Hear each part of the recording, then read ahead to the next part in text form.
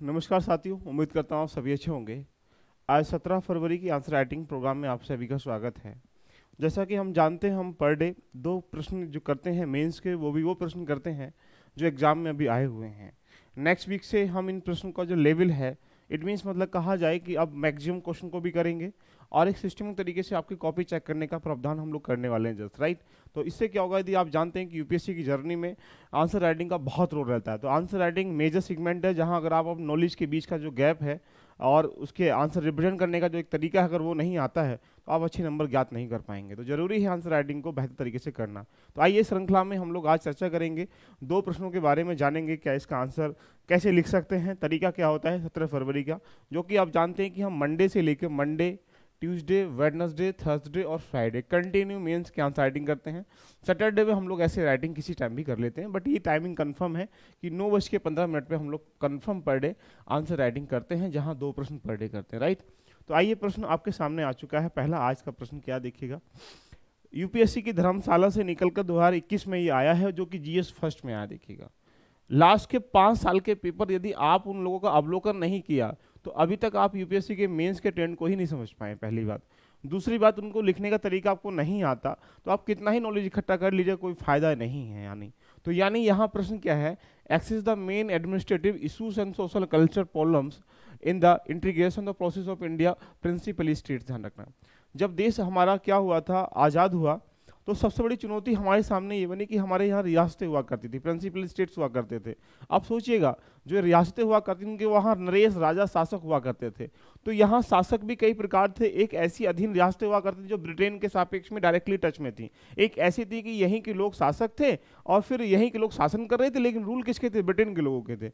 तो अब डिपेंड ये बनता है कि जब वहाँ पूरा भारत यहाँ एक हो रहा है तो वहाँ एक नरेश बनेगा, एक राजा बनेगा, एक पीएम बनेगा, एक राष्ट्रपति बनेगा।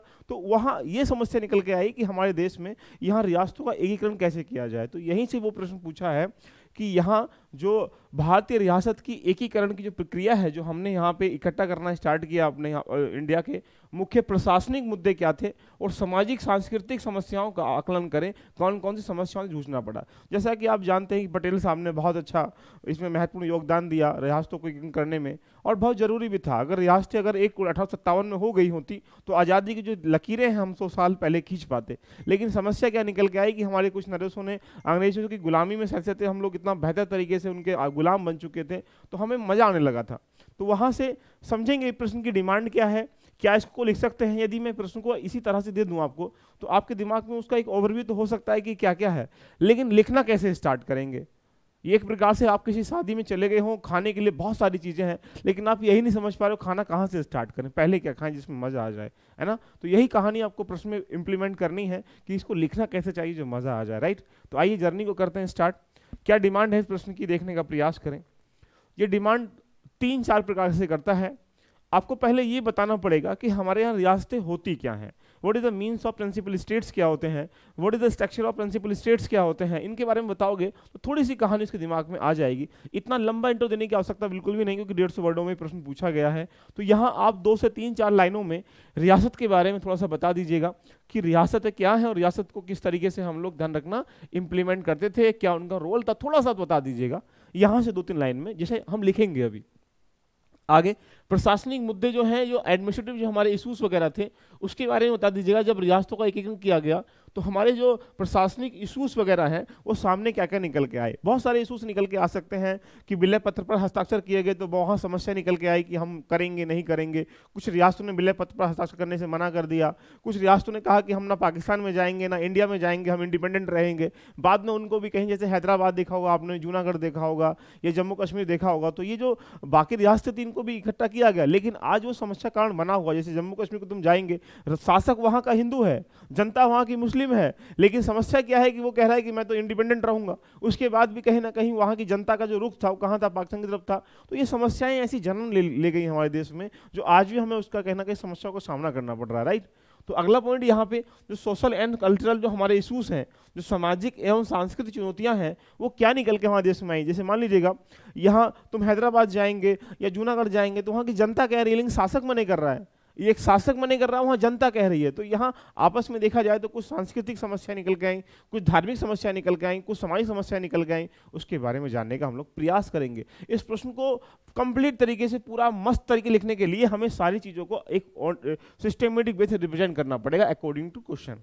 एंड लास्ट वन लिखना पड़ेगा आपको कंक्लूजन और इंट्रोडक्शन। एक प्रश्न की वो डिमांड होते हैं कि स्टार्ट करते समय जिंदगी कैसे स्टार्ट हुई और एंड करते समय कैसी जिंदगी स्टार्ट हुई। यानी अगर स्टार्टिंग बढ़िया एंड बढ़िया तो बीच में तो आदमी संघर्ष रहता ही रहता है, इसलिए यहाँ मिडिल बॉडी में संघर्ष करना है, स्टार्टिंग अच्छे से लिखना है और कंक्लूजन भी अच्छे से करना है। आइए हम बात करते हैं कि क्या इसको लिखना चाहिए। उम्मीद है कि इन प्रश्नों के साथ आप आनंद की पराकाष्ठा प्राप्त कर पा रहे होंगे। देखिएगा, ब्रिटिश भारत के अधीन किसके लिखा है? ब्रिटिश भारत के अधीनस्थ राजशाही राज्य जो क्या रियासत कहा जाता था। एक प्रकार से कहा जाए तो रियासतों के कई चरण थे, लेकिन जो ब्रिटिश जो शासक थे या ब्रिटिश जो अधीनस्थ राजशाही तंत्र थे उनको हम लोगों ने रियासत का नाम दिया गया। फिर मैंने आगे ये भी लिखा है कि जिसमें आज़ादी के उपरांत प्रशासनिक एवं यहाँ पे सामाजिक एवं सांस्कृतिक चुनौतियों का सामना करना पड़ा। उसमें कौन कौन सामना करना पड़ा उसको आप लोग आराम से अब यहाँ पे प्रशासनिक इशू के माध्यम से दिखा दीजिएगा। क्या इश्यूज थे, उन इश्यूज के बारे में दिखाने का पर्पस ये है कि आपको बताना पड़ेगा कि कौन कौन से प्रशासनिक समस्याओं का सामना करना पड़ा एकीकरण करते समय। तो पहली समस्या क्या थी? ब्रिटिश सर्वोच्चता की समाप्ति होने लगी थी और जो रियासतें हमारे यहाँ की गुलाम बन चुकी थी, तो यानी वहाँ पे उन्हें डर सताने लगा कि यदि अब शासक हमारे यहाँ का ही बनेगा, अब नियम रूल कैसे फॉलो किए जाएंगे, अर्थव्यवस्था कैसे चलेगी, इकोनॉमिकल स्ट्रक्चर क्या होगा, पॉलिटिकल स्ट्रक्चर क्या होगा, सामाजिक स्ट्रक्चर क्या होगा। ये एक डर सा पैदा होने लगा। तो ये हर शासक चाह रहा था कि मैं शासन बनूं, मैं यहाँ शासक करूं, मैं यहाँ शासन में पार्टिसिपेट करूं। ये समस्याएं पैदा होने लगी थी। लेकिन फिर भी क्या इसकी इशूज निकल के आए? ब्रिटिश सर्वोच्चता की समाप्ति होने के बाद इंडिया के सामने एकीकरण होने का एक मुख्य उद्देश्य बना। जब भारत आज़ाद हो चुका था तो भारत के साथ बहुत सारी समस्याएं आई, लेकिन समस्याओं में पहली समस्या यही थी, भारत का जो एक लोकतंत्र है, भारत का जो डेमोक्रेसी है, वो किस प्रकार से एस्टेब्लिश करें, इसमें कौन लोग पार्टिसिपेट करेंगे, शासक को चुनने की प्रक्रिया क्या होगी, कौन लोग इसमें मतदान करेंगे, मतदान करने की प्रक्रिया क्या होगी, या यहाँ पे राष्ट्रपति चुना जाएगा, या यहाँ रूल संसदीय प्रणाली होगी, या संसदीय के साथ अध्यक्ष प्रणाली होगी, या संघात्मक ढांचा होगा, या एकात्मक ढांचा होगा। ये मूलभूत कारणों से हम लोगों ने क्या किया, एक आज़ादी की तरफ बढ़ने के बाद समस्याओं का सामना करना पड़ा। तो पहली मुद्दा यही निकल के आया कि हमारे पास ब्रिटिश समाप्ति के उपरांत हमारा शासन प्रशासन कैसा होना चाहिए। नंबर टू इशू निकल के क्या आया? जो विलय पत्र के हस्ताक्षर पर जो हस्ताक्षर किया गया, signature of the instrument for the accession. तो जो विलय पत्र पर हस्ताक्षर किया, विलय पत्र एक प्रकार से कहा जाए तो एक समझौता था, एक एग्रीमेंट था, एक संधि थी। किन के बीच? जो हमारे यहाँ की रियासतें थी, लगभग 565 हमारे पास रियासतें थी, उसमें से लगभग कहा जाए तो मैक्सिमम रियासतों ने स्वेच्छा से स्वीकार कर लिया। कुछ रियासतें पाकिस्तान में चली गईं, बाकी जो बस्ती हैं 3-7-8 के आसपास रियासतें ऐसी थी उन्होंने कहा कि हम ना तुम्हारी तरफ हैं ना इनकी तरफ हैं, हम अपने आप जीवन यापन कर लेंगे। लेकिन बाद में समस्या क्या निकल के आई? जब कुछ रियासतें बसती हैं तो पाकिस्तान ने उस पर कब्जा करना चाहा, वहाँ के कवालियों ने वहाँ आक्रमण करना स्टार्ट कर दिया। फिर भी घूम फिर के फिर आपने देखा होगा हरि सिंह जो थे यहाँ के शासक थे जम्मू कश्मीर के, JL नेहरू जी के पास आते हैं और कहते हैं कि बचा लीजिएगा, तो हिंदू राष्ट्र है और मेरी बदनामी का दाग अब दामन पे लगने वाला है। उन्होंने कहा शर्त एक है, हम तेरी सहायता तो कर देंगे, लेकिन तुझे शर्त है कि तू राजा तू ही रहेगा, सब कुछ तू ही काम करेगा, बस थोड़ा सा मेरा टैग लगा ले कि भैया तू भारत का एक व्यक्ति बन चुका है, यह भारत का शासन चल चुका है, भारत का रूल यहाँ फॉलो होगा। बस विलय पत्र को लेके JL नेहरू कहते हैं कि इस बात को हम पूरी वहाँ जाके UNO में जाके कहेंगे। बस इसी बात के चक्कर में UNO में कहा, तो UNO में ये तो है नहीं कि जब डॉक्टर के पास जाओगे कह देगा तुम बीमार नहीं हो, वहाँ तो इलाज किया जाएगा, टेस्ट किए जाएंगे, सारे वहाँ रिकवरी की गई, वहाँ पूछताछ की गई। उन्होंने कहा इस मुद्दे पे हम डिबेट करना चाहते हैं। और वो डिबेट आज तक चल रही है, जब जम्मू कश्मीर खत्म नहीं हो पाई दोस्तों। तो यही आप समझ लीजिएगा कि समस्याओं का सामना करना पड़ा। फिर अगला पॉइंट क्या है? शक्ति एवं प्रतिष्ठा के आधार पर अब देखा जाए तो हर आदमी रियासतों के आकार पर देखा जाए तो जितनी रियासतें थीं अपने को कहीं ना कहीं सहज नहीं महसूस करा पा रही थी। रियासतें ये सहज नहीं महसूस करा पा रही थी कि जो हम मजे लेते थे पहले, क्या अब इसमें किस प्रकार से चीज़ें बन जाएंगी, क्या ढांचा होगा। ये बड़ा इशू निकल के आएगी, शक्तियों का बंटवारा कैसे किया जाएगा, विधायक को कौन सी ताकत मिलेगी, कार्यपालिका को कौन सी ताकत मिलेगी, न्यायपालिका को कौन सी ताकत मिलेगी, ये काम कैसे करेंगे, सारे मूलभूत ढांचों से निकल के जो ध्यान रखना समस्याओं को सामना करना पड़ा। आगे चलेंगे तो यहाँ पे प्राकृतिक संसाधनों का उपलब्धता, जो हमारे पास संसाधन है, रिसोर्सेस हैं अर्थव्यवस्था के, चाहे वो उत्पादन के क्षेत्र हो, चाहे उद्योग के क्षेत्र हो, चाहे वो सेवा के क्षेत्र हों, उनको कैसे गति प्रदान की जाएगी। देश भुखमरी से मर रहा है, देश बाढ़ आने की संभावना है, देश अकाल आने की संभावना में है, उत्पादन हो ही नहीं रहा है, टेक्नोलॉजी हमारे पास है ही नहीं है, सारी मशीनरी जितने भी थी ब्रिटिश सरकार की थी। अब समस्या यही निकल के आई कि संसाधनों की उपलब्धता को कैसे आगे बढ़ाया जाएगा, उनको गति प्रदान कैसे की जाएगी, जो गरीब असहाय वंचित लोग हैं उनकी उपलब्धता कहाँ से आ जाएगी। इसलिए हम लोगों ने योजना आयोग की स्थापना करी 15 मार्च 1950 को। उससे कहा गया तुम प्लानिंग करो कि देश का विकास कैसे करना होगा।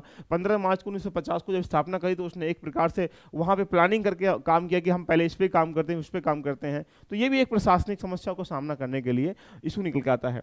अगला पॉइंट, लोगों में नाराजगी तो एक प्रमुख इसी आ ही जाता है। आप देखेंगे जब लगातार शासन की जो नीति है वो चेंज होती रहती है तो वहाँ पे दो समूह बढ़ जाते हैं। जैसा कि आप जानते हैं भारत एक ऐसा मुल्क है कि ना तेरी तरफ ना मेरी तरफ। उसने पूंजीवाद को भी एक्सेप्ट किया, उसने समाजवाद को साम्यवाद को भी एक्सेप्ट किया, उसने रूस की अर्थव्यवस्था को भी एक्सेप्ट किया, उसने अमेरिका की अर्थव्यवस्था को भी एक्सेप्ट किया। उसने कहा जो बड़े बड़े उद्योग हैं, बड़े बड़े काम उनको सरकार करेगी और छोटे मोटे काम को तुम निजी क्षेत्र में छोड़ दीजिएगा। अगर मान लीजिएगा बड़ा रेल ट्रैक बनाना है, बड़े बड़े उद्योग खोलने हैं, बड़े बड़े टेलीकॉम कंपनियां खोलनी है, उनके लिए सरकार कहती है मैं बैठी हूँ। बाकी किसी को चप्पल बनाने हैं, आइसक्रीम बनानी, छोटा काम करना है तो आप निजी क्षेत्रों को भेज दीजिए जिससे कि यहाँ पे कोई दिक्कत ना हो। तो यहाँ पे सिस्टमेटिक ढांचा हम लोगों का 1950 से लेकर 1990 के बीच में बाउंडेशन हो चुकी थी कि हम गुलाम हो चुके हैं अंग्रेजों के लंबे समय के उपरांत भी। तो हम डरने लगे थे कि कोई विदेशी दूसरी ताकत हमारे ऊपर आके राज ना करने लग जाए। तो रियासतों को ये भी डर होने लगा फटाफट कि अगर ऐसा कुछ होगा तो अब हम क्या होगा देश में। तो यहाँ एक प्रकार से पूरे इशूज को आप यहाँ डिफाइन कर सकते हैं,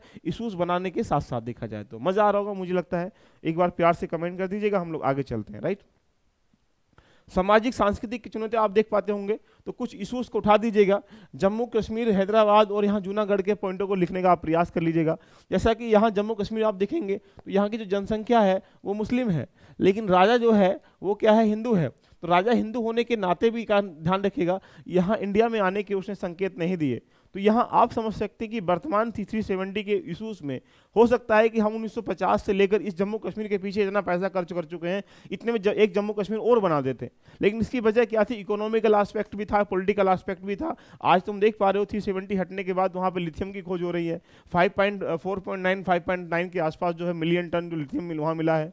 तो हमने जो लक्ष्य बनाया है 2070 तक कि हम जो ऊर्जा उत्सर्जन का जो एक एनर्जी होती है, जो प्रदूषण हो रहा है उसको शून्य कर देंगे। तो उससे क्या होगा, अब यहाँ इलेक्ट्रिकल वाहन आएंगे, इलेक्ट्रिकल वाहन आके जो लिथियम बैटरी में प्रयोग होता है तो उससे बेनिफिट्स होगा। तो आप समझ सकते हैं कि ये समस्याएं क्या थी, हमारे पास चुनौती थी जो कि हम लगातार इसका निशान करते हुए जा रहे हैं। हैदराबाद का निजाम भी यहाँ मने कर रहा था, लेकिन क्या किया हमने, पुलिस कार्रवाई के माध्यम से उनको भी हमने शामिल कर लिया। यहाँ जूनागढ़ का भी आदमी मने कर रहा था, वहाँ पे जनमत संग्रह कराया कि जनता चाहती है तो शामिल हो जाइएगा, तो यहाँ शामिल कर लिया। तो कुछ ऐसे सांस्कृतिक, कल्चरल, आपको सोशल, सामाजिक चीज़ों को जोड़ना पड़ेगा इस प्रश्न के आस्पेक्ट में, जो ऐसा लगेगा कि हाँ इसमें मजा आ रहा है। रही बात दूसरी, यहाँ से अगला इसका निष्कर्ष अगर हम लोग देखें तो क्या निष्कर्ष लिखेगा, अधिकांश राज्यों के शासकों ने विलय पत्र पर नामक हस्ताक्षर किए। इसका अर्थ यह है कि भारत में हिस्सा बनने के लिए सहमत थे। इसीलिए एकीकरण के लिए ध्यान रखना, आगे हमारे पास ये निस्तारण होता चला आया। तो जब इतना तुम लिख दोगे तो उसके दिमाग में थोड़ी सी फिल्म के अलावा बहुत मजे वाली फिल्म बन जाएगी। बोलो यस और नो, कमेंट कर दीजिएगा कि मजा आ रहा है नहीं आ रहा है। ये क्लास रिकॉर्डेड है सैटरडे फ्राइडे पे, आज रिकॉर्डेड है, अगली बार से फ्राइडे रिकॉर्डेड नहीं होगी, कंटिन्यू क्लास चलेगी, लाइव चलती है, लाइव ही चलेगी। Monday, Tuesday, Wednesday, Thursday, Friday. Friday में हो सकता है मुझे कभी कभी काम रहता है, इसलिए मैं क्लास को रिकॉर्ड कर देता हूँ कि मैं एक दिन में तुम्हारा 2 प्रश्न का अगर लॉस होता है तो हो सकता है कि 2 प्रश्न के सीखने से आप 1 प्रश्न तो कम से कम लिख ही पाएंगे। तो दूसरा प्रश्न आपकी स्क्रीन पर ये रहा, इसको तुम्हें लिखना है। आज मैं तुम्हारी लिस्ट सौंप रहा हूँ, तुम्हारी धरा। Question number 2 GS first paper से आया है, 2021 में आया है।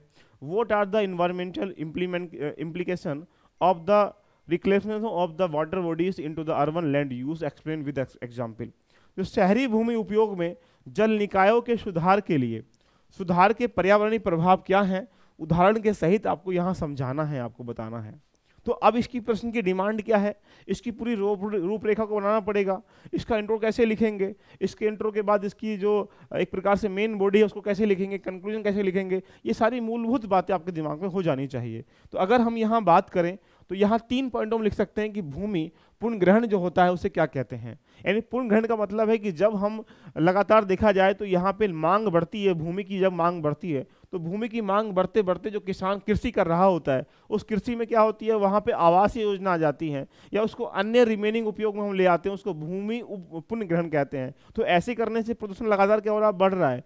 तो प्रदूषण बढ़ने की वजह से क्या हो, समस्याएं पैदा हो रही हैं। तो आपको यहाँ बताना पड़ेगा कि पर्यावरणीय प्रभाव क्या इस पे पड़ रहे हैं। तो यहाँ आप बताइए खुल के पर्यावरणीय प्रभाव क्या पड़ रहा है, कि बार बार बाढ़ का आना ये भी पर्यावरण का प्रभाव है, प्रजातियों का विलुप्त होना ये भी पर्यावरणीय प्रभाव है, प्रदूषण का होना ये भी एक पर्यावरणीय प्रभाव है, लगातार जो हमारी जो स्वास्थ्य रेट है वो लगातार घट रहा है, ये भी पर्यावरणीय प्रभाव है। खुल के लिखिएगा 5, 7, 8 पॉइंटों में। फिर यहाँ पे इसको लिखिएगा और कंक्लूजन में भी यहाँ आप लोग निचोड़ दीजिएगा अच्छे तरीके से कि जल निकायों का बेहतर ना होने की वजह से ध्यान रखना, जो सांद्रता है लगातार हमारे देश में, जो पानी का लेवल है लगातार डिफरेंट होता चला जा रहा है, इसके बारे में आप थोड़ा डिफाइन कर दीजिएगा। तो उसे लगेगा कि हाँ तुम एक यूपीएससी के एस्पिरेंट हो, आपके पास नॉलेज भी है, आपके पास रिप्रेजेंट करने का तरीका भी है, आपके पास एक माध्यम भी आता है। तो ये इस प्रश्न को तुम स्वतः लिख के कल शाम को 6 बजे से लेकर 7 बजे के बीच में टेलीग्राम चैनल पर जरूर भेजिएगा। उसका एनालाइज करके हम इस संडे के आसपास आपसे ऑनलाइन लाइव हम डाउट सेशन रखेंगे, और वहाँ प्रत्येक व्यक्ति के नाम लेकर डाउट हुआ मैं आपको बताऊंगा। टेलीग्राम का जो लिंक है वो डिस्क्रिप्शन में लिखा हुआ है। जिन स्टूडेंट को तैयारी करना है, एक आईएएस इंटरव्यू की तैयारी कैसे करें, अपने आप को पर्सनैलिटी इंप्रूवमेंट कैसे करें, किस तरह से ड्रेस सेंस होना चाहिए, उसके बोलने का तरीका क्या होना चाहिए, उसको देखने का तरीका क्या होना चाहिए, उसके पढ़ने का तरीका क्या होना चाहिए, उसके किसी चीज़ को रिप्रेजेंट करने का तरीका क्या होना चाहिए, कम से कम 10 से 15 क्लासेस में ध्यान रखना। पूरे इंटरव्यू को निचोड़ के आपके सामने रख दूंगा, जहां आपकी बॉडी लैंग्वेज जब यहाँ पे सेट हो जाएगी, आपको बेहतर तरीके से इंप्रेशन करने का तरीका आ जाएगा। तो आप जब किताबें प्रीलिम्स की तैयारी करेंगे, मेंस की तैयारी करेंगे, तो वहाँ से आप ध्यान रखना एक अलग लोगों से अलग तरीके से करेंगे। इसके लिए आपको कुछ नहीं करना है, 9897540795 नंबर पर सिर्फ अपना नाम और व्हाट्सअप करके भेज देना है। उसके बाद बहुत जल्द क्लासेस की रन होने वाली हैं पूरे सिस्टम तरीके से, आपको वहाँ हम पार्टिसिपेट कर लेंगे। तो दोस्तों मिलते हैं नेक्स्ट सेशन के साथ। All the best, love you all, bye bye, take care.